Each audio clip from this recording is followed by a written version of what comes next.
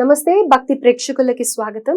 అయితే 2025 కొత్త సంవత్సరం, మనం అందరం కూడా కొత్త సంవత్సరంలోకి అడుగు పెడుతున్నాం. ఎన్నో అద్భుతమైన పనులు, మనం అనుకునేవన్నీ మన మన సంకల్పం తీరాలి అని ప్రతి ఒక్కళ్ళకి కోరిక ఉంటుంది. సో అదే విధంగా అవ్వాలి అని కూడా కోరుకుంటున్నాము. అయితే ఈ 2025లో ద్వాదశ రాశుల వాళ్ళకి ఎలా ఉండబోతోంది అసలు అనేది కనుక్కుందాం.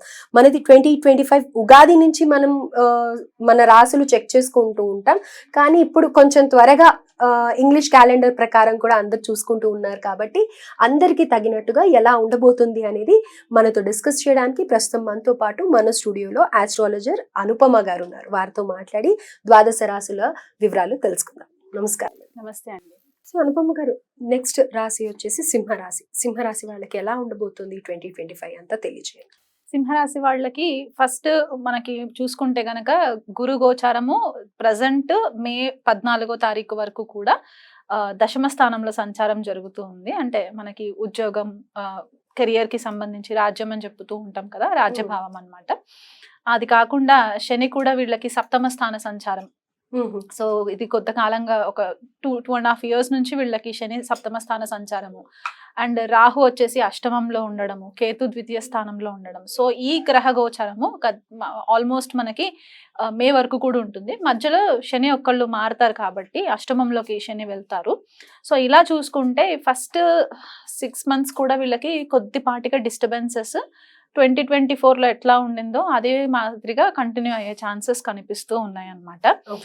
కెరియర్ లో కొద్దిగా ప్రమోషన్స్ వచ్చేవి కూడా కొద్దిగా ఆగిపోవడము, లేకపోతే అధికారుల నుంచి కొద్దిగా ఒత్తిడి రావడము.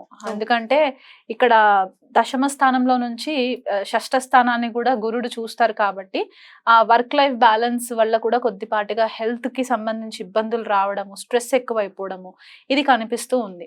కానీ గురువు ఎప్పుడైతే మనకి మే 14వ తారీఖున లాభస్థానంలోకి సంచారం జరుగుతుందో అప్పుడు వీళ్ళకి గురు బలం పెరుగుతుంది అనమాట. అంటే కొంతకాలంగా సింహరాశి వాళ్ళకి ఏ రకంగా కూడా గురుబలం లేకుండానే ఉంది. మనం చూసుకుంటే 2017, 2018 నుంచి కూడా సింహరాశి వాళ్ళకి పెద్దగా గురుబలం లేనట్టే కనిపిస్తుంది. మధ్యలో గురుడు భాగ్యస్థానంలోకి సంచారం మేషంలోకి ఎంటర్ అయినప్పుడు కూడా గతంలో రాహుతో కలిసి ఉండడం కూడా అక్కడ కూడా వీళ్ళకి కొద్దిపాటిగా పాజిటివ్నెస్ అనేది రాలేదన్నమాట.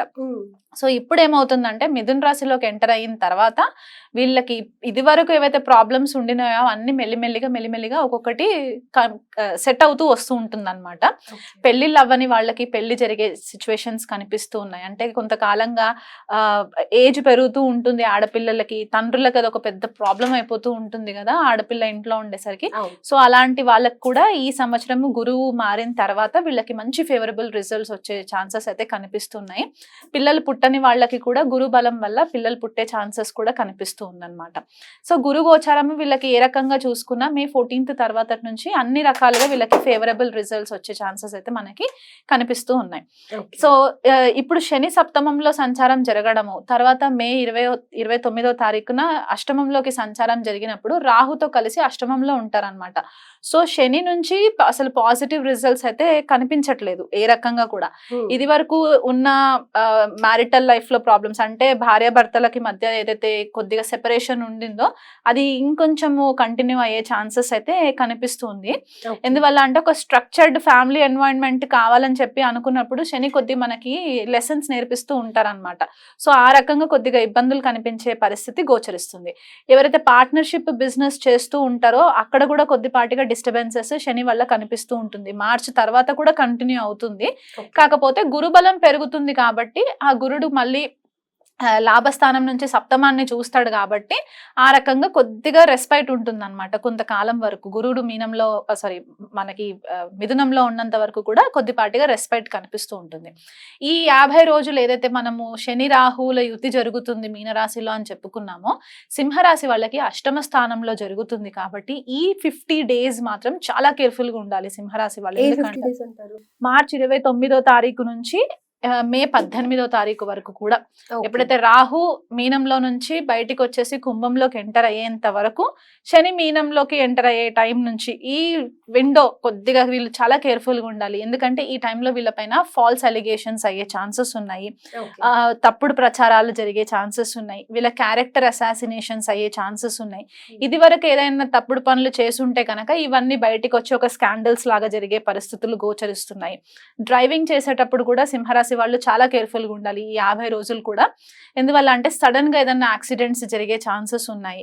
అండ్ ఈ షష్టగ్రహ కూటమి కూడా వీళ్ళకి ఇక్కడే అష్టమ స్థానంలో జరుగుతుంది కాబట్టి ఆ ఓవర్లోడ్ ఎనర్జీ అంతా కూడా వీళ్ళకి అష్టమ స్థానంలో పడుతుంది కాబట్టి ఆ అత్తవారింటి దగ్గర నుంచి ప్రెషర్స్ పెరగడము, స్థిరాస్తుల గురించి ఏదైతే ఉంటుందో ఆ విషయంలో కొద్దిగా ఇబ్బందులు రావడము, జాయింట్ అసెట్స్, భార్యాభర్తలకి జాయింట్ అసెట్స్ ఏవైతే ఉన్నాయో అక్కడ కూడా కొద్దిపాటిగా లిటిగేషన్స్ లోకి వెళ్ళడము, ఇవన్నీ కూడా మనకి కొద్దిపాటిగా ఈ యుతిలో జరుగుతుంది అనమాట. శని రాహుల యుతి వైఫ్ మధ్యలో కూడా అంత సవ్యంగా ఉండదు ఉండదు సింహరాశి వాళ్ళకు ఉండదు. అట్లీస్ట్ గురు మార్పు చెంది ఈ యుతి కంప్లీట్ అయిపోయేంత వరకు కూడా కనిపించట్లేదు. మళ్ళీ రాహు మీనంలో నుంచి అష్టమ స్థానంలో నుంచి సప్తమ స్థానంలోకి కుంభంలోకి ఎప్పుడైతే వస్తారో అప్పుడు వీళ్ళకి కొద్దిపాటిగా ఫేవరబుల్ రిజల్ట్స్ కనిపించడం స్టార్ట్ అవుతుంది. ఎందుకంటే గురుడు రాహుని చూస్తూ ఉంటాడు కాబట్టి మిథునంలో నుంచి కొత్త కొలాబరేషన్స్, కొత్త పార్ట్నర్షిప్స్ పెరగడము, ఒక పాజిటివ్ వేలో వీళ్ళు ప్రొఫెషనల్ గా ఎదగడము, వీళ్ళు టెక్నికల్ ఫీల్డ్ లో ఉన్న వాళ్ళకి కెరియర్ పరంగా, లేకపోతే మీడియా రంగంలో ఉన్న వాళ్ళకి కొద్దిపాటిగా లైమ్ లైట్ లోకి రావడము, కొత్త కొత్త వెంచర్స్ ఎక్స్పాన్షన్ చేసుకోవడము, ఐటీ రంగంలో ఉన్న వాళ్ళకి కొత్త స్కిల్స్, అంటే ఇప్పుడు మనకి ఆర్టిఫిషియల్ ఇంటెలిజెన్స్ ఎక్కువ బూమ్ అవుతుంది, సో ఆ కెరియర్ లో ఉన్న వాళ్ళకి కొద్దిపాటిగా స్కోప్ ఎక్కువ పెరగడము, లేదా ఫారెన్ ట్రావెల్స్ కి వెళ్ళాలనుకునే వాళ్ళు కెరియర్ పరంగా వీళ్ళకి మంచి ఛాన్సెస్ రావడం రాహు సప్తమంలోకి వచ్చిన తర్వాత జరిగే ఛాన్సెస్ కనిపిస్తున్నాయి. సో శని ఎప్పుడైతే అష్టమంలోకి వెళ్తారో ఈ ప్రాబ్లమ్స్ ని మనము ఒక నెగిటివ్ ఆస్పెక్ట్ గా కొద్దిగా మనం పక్కన పెడితే పాజిటివ్ సైడ్ చేసుకుంటే ఏంటంటే ఎక్కువ మట్టుకు రీసెర్చ్ కి సంబంధించి ఏదైనా కొత్త విషయాలు తెలుసుకోవడానికి రీసెర్చ్ ఓరియంటెడ్ పైన ఉండడము, లేదా ఈ ప్రాబ్లమ్స్ లో నుంచి బయటికి రావడానికి ఏదైనా హీలింగ్ టెక్నిక్స్ నేర్చుకొని, లేకపోతే జ్యోతిష్యం అట్లాంటిది ఇంట్రెస్ట్ ఉన్న వాళ్ళు నేర్చుకోవాలనుకునే వాళ్ళు అట్లా నేర్చుకోవడము, లేకపోతే ఎవరైనా మంచి గురువులను పట్టుకొని వాళ్ళ దగ్గర కొద్దిగా హీలింగ్ ప్రాక్టీసెస్ నేర్చుకోవడము, ఇలాంటివి చేసుకుంటూ యోగా, మెడిటేషన్ ఇట్లాంటివి చేసుకుంటే కూడా వీళ్ళకి కొద్దిపాటిగా రిలీఫ్ కనిపించే ఛాన్సెస్ కనిపిస్తున్నాయి. అయితే కెరియర్ వైజ్ ఎవరైతే జాబ్ లాస్ అయ్యి ఉన్నారో, లేకపోతే కెరియర్ లో ఇంకొంచెం ముందరికి వెళ్ళాలి ప్రమోషన్స్ గురించి కానీ అలా అనుకున్న వాళ్ళకి ఏమన్నా అవుతాయంటారా? ఖచ్చితంగా వీళ్ళకి గురుబలం పెరుగుతుంది కాబట్టి ఇది వరకు స్టాగ్నెంట్ అయిపోయిన ప్రాబ్లమ్స్ కెరియర్ కి సంబంధించి, లేకపోతే ప్రమోషన్స్ డిలే అవుతూ వస్తూ ఉన్నా, లేకపోతే మైక్రో మేనేజింగ్ అవుతూ ఉంటాయి కొన్నిసార్లు, మేనేజర్స్ ఎక్కువ ప్రెషర్ పెట్టేస్తూ ఉంటూ ఉంటారు కొంతమందికి.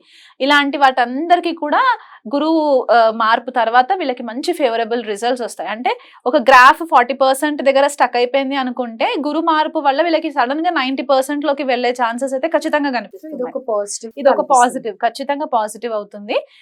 ప్రొఫెషనల్లీ వీళ్ళు ఎంత పాజిటివ్ గా వీళ్ళకి ఉంటుందో కొద్దిగా పర్సనల్ లెవెల్లోకి ఎస్పెషలీ స్పౌస్ తోటి, అత్తవారింటి తోటి కొద్దిగా ఇబ్బందులు అయితే కనిపిస్తూ ఉన్నాయి అన్నమాట పర్సనల్ లెవెల్. అయితే మరి అయితే బిజినెస్ చేయాలనుకునే వాళ్ళు కానీ, పార్ట్నర్షిప్ బిజినెస్లు కానీ, లేకపోతే రియల్ ఎస్టేట్ కానీ ఇలా ఉంటారు కదా, మీడియా ఫీల్డ్ కానీ, వాళ్ళకి ఎలా ఉందండి? ఇప్పుడు రియల్ ఎస్టేట్ గురించి మనం స్పెసిఫిక్ గా చూసుకుంటే ఆల్రెడీ కుజుడు నీచలో ఉండి వక్రగతిలో ఉంటారు. ఆల్మోస్ట్ మనకి జూన్ వరకు అక్కడే ఉంటారు కాబట్టి కర్కాటక రాశిలో కొద్దిపాటిగా వీళ్ళకి ఇబ్బందులు ఎక్కడ వస్తాయంటే ఈ అమ్మడం కొనుక్కోవడం దగ్గర కొద్దిగా ఇబ్బందులు వస్తాయి అన్నమాట. రియల్ ఎస్టేట్ ఆ బిజినెస్ లలో ఉండే వాళ్ళు ఉంటారు కొంతమంది రియల్ ఎస్టేట్ చేసే వాళ్ళు, వాళ్ళకు కూడా కొద్దిపాటిగా బిజినెస్ అంతా డల్ గా మూవ్ అవుతున్నట్టు కనిపిస్తుంది.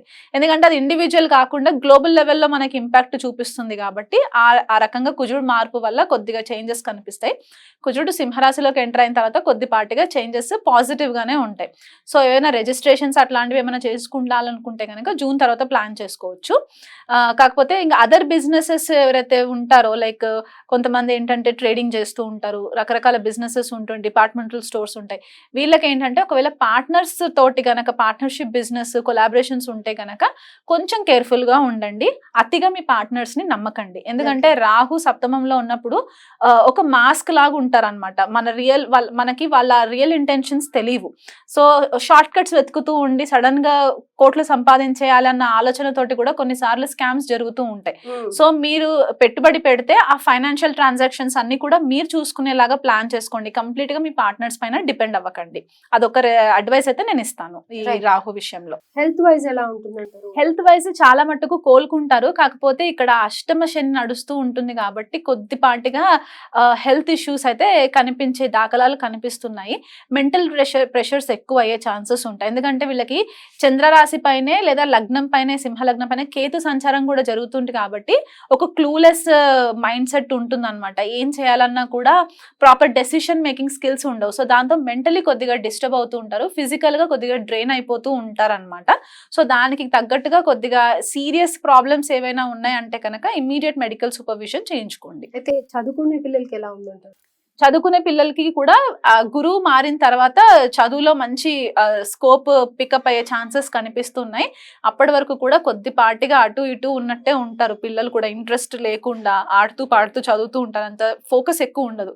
కానీ గురువు మార్పు వచ్చిన తర్వాత ఆటోమేటిక్ పిల్లల్లో కూడా ఒక మంచి కొత్త ఉత్సాహం అనేది వచ్చి వాళ్ళు స్టడీస్ లో మంచి రాణించడం జరుగుతుంది. మనం అకాడమిక్ ఇయర్స్ మనం చూసుకున్నా కూడా మార్చ్ టు మేలోనే మనకి స్కూల్స్ రీఓపెనింగ్స్ కూడా ఉంటాయి So, కాబట్టి ఈ ఒక్క అకాడమిక్ ఇయర్ కొంచెం వాళ్ళని అటు ఇటుగా ఉన్నా కానీ జూన్ నుంచి ఓవరాల్ గా చిన్న పిల్లలకి కానీ పెద్దవాళ్ళకి Yes. కానీ అందరికి బాగుంటుంది. బాగుంటుంది అందరికి. అయితే ఇప్పుడు బాలేదు అన్నది ఎక్కువగా ఈ రాశికి వింటున్నాం మనం స్టార్ట్ చేసినప్పటి నుంచి. సో వీళ్ళు ఏ రెమెడీస్ ఫాలో అవ్వాలి? వీళ్ళు ఖచ్చితంగా అష్టమ శని ప్రభావంలో ఉన్నారు కాబట్టి శివ ఆరాధన చేసుకోవడము, ప్రతి సోమవారం ప్రతి శనివారం దగ్గరలో ఉన్న శివాలయంకి వెళ్ళి ప్రదోషకాలం టైంలో శివుడికి అభిషేకాలు చేసుకోవడము, శనికి కూడా జపాలు చేయించుకోవడము, శని త్రయోదశి రోజు స్పెషల్ గా పూజలు చేయించుకోవడము, 19 ప్రదక్షిణాలు ప్రతి శనివారము శనేశ్వర ఆలయంలో శనికి ప్రదక్షిణాలు తిరగడము, నువ్వుల నూనెతోటి దీపాలు పెట్టడము, ఇది రెగ్యులర్ గా చేసుకోవాలి. నా మీట్ తినే అలవాటు ఉన్న వాళ్ళు, నాన్ వెజ్ తినే అలవాటు ఉన్న వాళ్ళు ఉంటే కనుక అది మానుకోవాలి. ఆల్కహాల్ కన్సంప్షన్స్ చేయకండి. సాటర్డేస్ స్పెసిఫిక్ గా చెప్తున్నాను, ఎందుకంటే రాహు కూడా మనం సాటర్డే కన్సిడర్ చేస్తాం కాబట్టి ఈ 2 గ్రహాలని మైండ్ లో పెట్టుకొని చెప్పే రెమెడీ అనమాట ఇది. దుర్గా ఆరాధన ఎక్కువ చేసుకోవడము, చంద్రరాశి పైన కేతు సంచారం జరుగుతుంది కాబట్టి మనసు ప్రశాంతంగా ఉండడానికి లలిత సహస్రనామాలు చేసుకోవడము, లేకపోతే ఏదైనా దేవి స్తోత్రం పారాయణం చేసుకోవడం వల్ల కూడా వీళ్ళకి చాలా మట్టుకు రిలీఫ్ ఉంటుంది. థ్యాంక్ యూ అండి. నమస్తే.